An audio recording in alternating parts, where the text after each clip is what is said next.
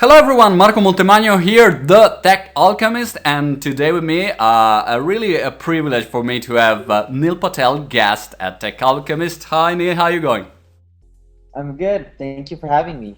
So Neil, I never know how to describe my guests because I had Ren Fishkin, Brett Fell, so many great guys, and I was thinking about how to introduce you properly, and I decided to avoid the word legendary because sounds very old, and something of the past. So I would say that if you guys don't know Neil, just go on Quicksprout, which is your blog about, let's say, digital business in general.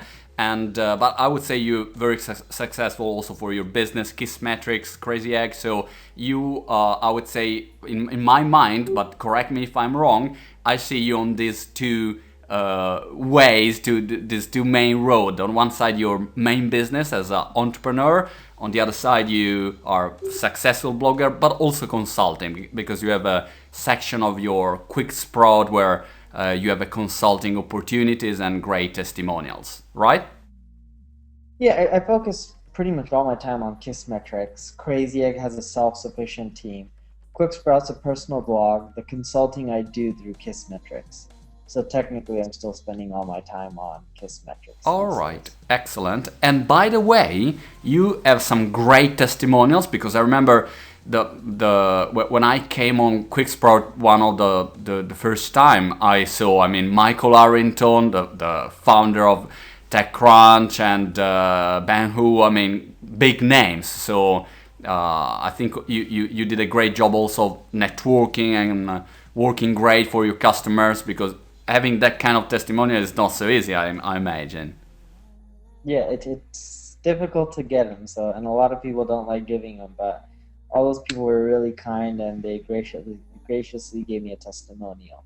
Excellent, Neil. I go straight to the point. And the first thing that I would like to understand, and I would like you, and I would love you to help us to understand, is for all the companies running an online business, the main problem so many times is to understand and to figure out what they can do to be successful, which is such a huge topic, that you need years to understand this and tons of money and resources and so on. But I would like to understand, starting from the analysis, if you follow if you have your own framework to analyze a business. So if a company come to you and say, look, Neil, we have this website and we're doing this kind of product or service. Where do you start from? I mean, where do you start from to analyze properly a business, and which kind of tips can you give to companies to analyze their own business when they try to figure out how to be successful? Sure. So the first thing is you need to make decisions purely based off of data. When people run businesses, they like doing what they want to do or other people want to do or so forth and so on. All that matters is what your customers want. Because what your customers want is what's going to make you money, hopefully, right? If not, you're in a business that isn't going to cash flow positive and you probably should pick a new business. But assuming you have a good business model, you need to set up analytics. And that's actually why we created Kissmetrics. So you need to figure out things like your lifetime value of a customer, your churn, your conversion rates, marketing attribution, right? You have to look at cohort analysis, so forth and so on, to figure out what changes should you be making in your business versus what you shouldn't. And there's two forms of data that you have to look at, qualitative and quantitative. Quantitative is numbers like analytics, Kissmetrics, Google Analytics, Omniture. The data shows you, hopefully what to do. Qualitative is feedback.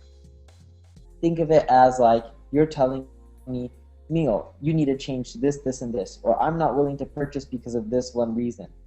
Analytics can't always tell you that data. So you need to take customer feedback, which in many cases is qualitative feedback or qualitative data, and then quantitative data. Combine those two, figure out what changes you need to make to your business, and then go from there. And then what you do is you test those changes, see what the impact is. Sometimes it's a positive impact, sometimes it's a negative. Learn from those changes, and then repeat the whole cycle over again. So it's good to recap that the main starting point is always analytics. Start from analyzing your data and then go further to based on the data that you get. That's correct. And you also have to look at qualitative and quantitative data. It's both of those two things. Right. Any tools that you would recommend? Okay, Kissmetrics, but which kind of tools do you recommend? Okay, everyone uses Google Analytics, but Yeah, Google Analytics is great basic analytics. I think everyone should use it. It's free. Kissmetrics helps you get into the advanced stuff like lifetime value of a customer, cohort analysis, churn, marketing attribution, stuff like that, tracking people. Then the other thing I would do is use either SurveyMonkey or Qualaroo. That'll help you end up getting qualitative data, like what do people think? They'll actually tell you their opinions. So if you combine both of those data sets, you should have enough to, imply what changes you should be making to your business, so then that way you can maximize your revenue. Right. Tell me again the name of the second one. SurveyMonkey, okay, for doing surveys. The second one, Qualaroo. Qualaroo, QUALAROO.com. All right, and it is again for doing some kind of service, getting feedbacks, stuff like that. The other interesting part of your job, Neil, in my opinion, is that you often focus not on how to get traffic or to get visitors, which is obviously important, but on the final result. So I really like the idea to focus on revenues. So how can I get revenues, not how can I be on top of Google to get gazillions of traffic, but then I don't have any conversion. Can you elaborate on this? Because not so many SEO guys or SEO experts are focused on this topic. They're more talking about, okay, how can I be on top and how can I have a lot of visitors? But I think your angle is much more interesting. Yeah, because at the end of the day, if you get rankings and you're ranking #1 for a lot of keywords and you're getting 10 times more visitors, if you're not making any more money, what's the point? It doesn't matter how many visitors you get. All that matters is how much revenue you make. We're all in business to make money, whether we like it or not. And if you're not, well, you're a very small portion of the people, because if you look at the stock market, most people are judged based on their financials. So you actually need to go out there and figure out what's making you money. Because if you can find out what keywords drive the most revenue, they may not drive the most visitors, but if they can drive the most revenue, nothing else matters. So my goal is, and I think other marketers should be thinking about marketing this way, is especially SEO. Don't focus on rankings, focus on revenue. How do you handle all this changing happening with Panda, Penguin, SEO, Nightmare? We've been speaking with Ren Fishkin, and also Ren say, well, sometimes you just flip the coin and try to understand what's going on. So what's your recipe to handle all this changing that every day are happening now in the SEO world? Sure. So my 2 cents on that is I don't look at the changes that they're making. I still do look at them, but I don't really try to adapt my strategies to them. I do what's called focusing on providing value, content marketing, inbound marketing, stuff like that. Write good content, create good products, keep on educating. You'll naturally get a ton of traffic and links. Leverage social media, right? So I don't try to necessarily get rankings from a specific keyword or not. I am able to do that as well. But more so, I focus on writing such great information that people just want to link to you. They want to tweet your stuff. They want to mention you on Facebook. They want to become your fan, right? Once you do all of those kind of things, you'll naturally get so many people coming to your website that a portion of them will end up converting into customers. And that's a strategy I end up taking. All right. You recently wrote a great post, by the way, about content marketing, and so Tech Alchemist community. I just go there and check that post where you recap the main points. A very silly but common question, at least in Europe, I would say. I don't know in US if it's still like that. The market for small medium business is okay.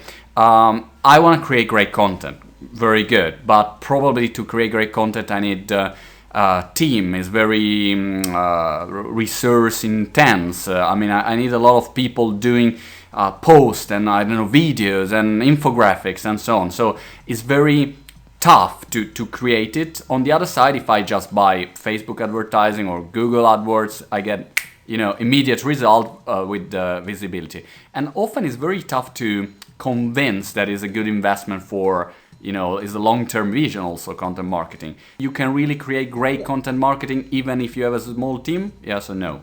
Yeah, you definitely can. And you shouldn't just do one or the other.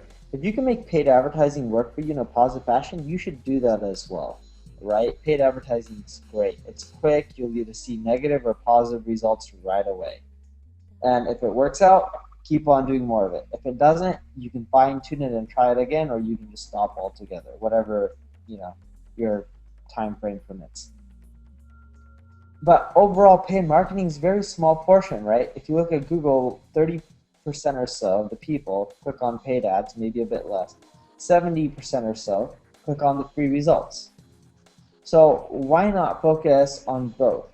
Do the paid marketing, and the long-term play is the free results. It's the majority of the traffic. If paid marketing is working for you, free will too. It just takes longer, but there's a much higher ROI and it's much cheaper in the long run. Why not just do both and say, hey, paid marketing is going to work, let's do it now. Free is as well, but let's start off with a small budget and ramp it up over the next few years. If you're running with a very small budget, what would you recommend? Try to go on social media, try to invest just in advertising? It really depends on the company, but typically if you have a small budget, I wouldn't recommend paid advertising because paid won't work on a small budget, or you won't be able to scale it unless you have, ideally hundreds and thousands of dollars. I would go with just focusing on the social web even before creating content because it doesn't take that much time and effort. It's free. You can build up your Twitter profile, Facebook profile. You can monitor Twitter if someone searches on your competitor name and they're talking about how they hate your competitor and they suck and they haven't provided results. You can hit them up and say, hey, come and check us out, right? It's a cheap, effective solution. What I didn't see you test so much is with videos. So I don't know if I think about, Ren Fishkin is doing Friday whiteboard. Every Friday is there with the whiteboard describing SEO stuff. I didn't see you doing so much video. There is a reason behind it, or just you think is not a big thing, or is the effort is not? Why? Video is great. It works well for Rand Fishkin. The SEO Moz Whiteboard Fridays are awesome. If you haven't seen them, you should check them out. But my whole problem with video is it requires a lot of time. You have to have a video camera. You have to have editing. You have to shoot it. It's more preparation and post work than for me to just write a blog post. I love to do videos. I just don't have the time, right? And it works out well for SEO Moz because it's part of their business. If I do videos tomorrow, it's not necessarily going to make me any more money because videos don't necessarily drive me customers. Blog posts don't either, but I just enjoy writing and it's quick and easy. The thing that we do that takes a lot of time at Kissmetrics is webinars. So we'll teach you about analytics, we'll go through presentation stuff, and we'll try to do webinars at least once a week. And they'll be very detailed and long, or maybe an hour, and we'll have people asking questions and stuff like that. But yeah, videos work great. You just have to put in a lot more time and money into it, right? From getting a proper camera, microphone, maybe a green screen, or whatever it may be, to editing and so forth and so on. Are you doing webinar also for list building purpose, or just because you consider that a webinar is a good tool for teaching and marketing is education, and so it's good for this? Both. It helps us build a list, it helps drive signups, and we love educating. We first started to educate. The side effects were our list grew and we got customers from it. So we continue to do more and more now. All right. So I just would like to go a little bit deeper now in specific platforms where all the businesses are, they have to be on Facebook, on Twitter and so on. Just to get your main best tips. I know that you have tons of posts with, 55 things to do on Twitter or everything, and they're great. But I would like to get your help to try to find out the best tips and tools for specific platform. I would like to start with Facebook, which is I give you an example, in Italy. I think is one of the largest country in the world for Facebook as a percentage of population. It's amazing. I don't know why Italians only speak on Facebook, looks like.